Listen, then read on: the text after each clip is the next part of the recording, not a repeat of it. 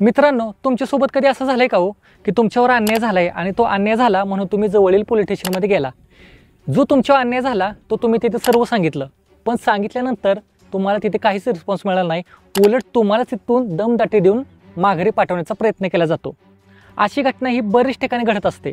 Actually या घटना कशा घडतात तर आपल्यावर संबंधित व्यक्ती XYZ व्यक्ती आपल्यावर अन्याय करतो.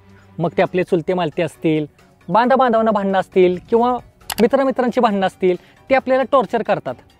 आपण एकच मार्ग वापरतो की शांततेचा आणि कायदेशीर मार्ग, आणि तो कायदेशीर मार्ग आपण अपनावून ते आपण कुठे जातो तर पोलीस स्टेशनमध्ये. कारण की जर मारामारी केली किंवा समोरच्या व्यक्तीला जर आपण दुखापत करण्याचा जर प्रयत्न केला तर हा झाला बेकायदेशीर, आपल्यावरच गुन्हा दाखल होतो.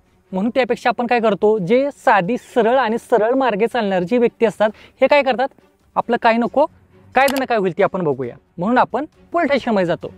पोलीस स्टेशनमध्ये गेल्यानंतर सुद्धा काही ठिकाणी आपल्याला तिथे सुद्धा न्याय मिळत नाही किंवा आपलं ऐकून सुद्धा घेतला जात नाही.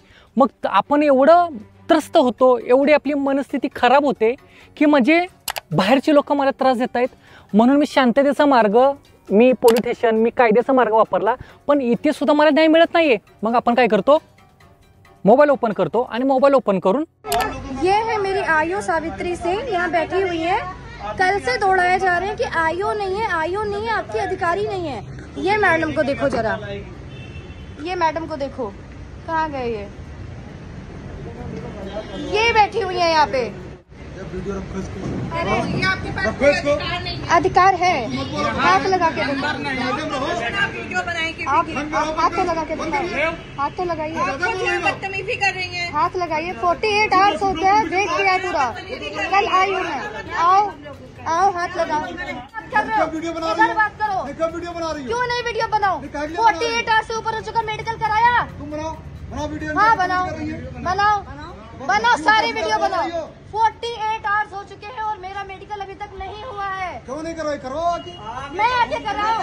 रात भर वेट किया. आपको करवाना पड़ेगा यहाँ आके. ये जफर अब्बास है, ये क्या नाम है, कौन सा थाना है ये, क्या नाम है, हुडम्बा थाना. और ये मुझे कह रहे हैं कि आप कल भी आते, आज भी आते. और ये सावित्री सिंह बैठी हुई है, सावित्री सिंह जो मेरी इन्व्हेस्टिगेशन ऑफिसर है. तिथलं शूटिंग करायला सुरुवात करतो. पण जेव्हा आपण शूटिंग करायला सुरुवात करतो आणि शूटिंग केल्यानंतर तिथलं प्रकरण आणखीन चिघळतं आणि आपल्याला दमदाटी देऊन आपलं व्हिडिओ शूटिंग बंद करायला लावण्यात येतं.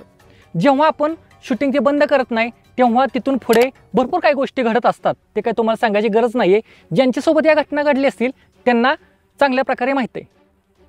आपला मोबाईल हिसकावून घेऊन दमदाटी करून आपण जे शूटिंग केलेलं आहे ते शूटिंग आपलं डिलीटसुद्धा करण्यात येतं. ही घटना माझ्याबरोबर सुद्धा एकेकाळी घडलेली आहे. माझ्यासोबत सुद्धा हे असं झालेलं आहे आणि त्या तळमळीने मी म्हणलं माझा अनुभव तुमच्यापर्यंत शेअर करावा आणि तुमच्यासोबत जर असं घडलं असेल तर तुम्ही सुद्धा कमेंट करून नक्की सांगायचं आहे. आता तुम्हाला एक मी आत्ता व्हिडिओ दाखवतो, तो व्हिडिओ पूर्ण बघा आणि आपल्या नागरिकांना कोणता अधिकार आहे, आपण खरंच पोलीस स्टेशनमध्ये शूटिंग करू शकतो का, हे तुम्ही बघून घ्या. बरोबर आहे. हे लीगल पोझिशन अशा आहे की पोलीस स्टेशन एक पब्लिक प्लेस आहे आणि पोलीस स्टेशन एक पब्लिक प्लेस असताना आणि पोलीस अधिकारी कर्मचारी हे पब्लिक सर्वंट असताना ते त्यांचे कर्तव्य बजावत असताना त्यांचे व्हिडिओ रेकॉर्डिंग करण्यामध्ये कोणत्याही प्रकारचे बंदी नाही आहे.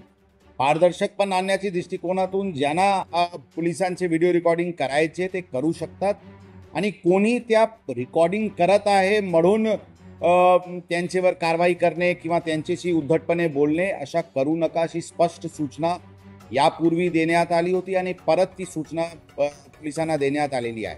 रस्त्यावर पण आम्ही काम करत असताना कोणी आमचे व्हिडिओ रेकॉर्डिंग करू शकतात, त्यामध्ये पण कोणत्याही प्रकारची बंदी नाही आहे.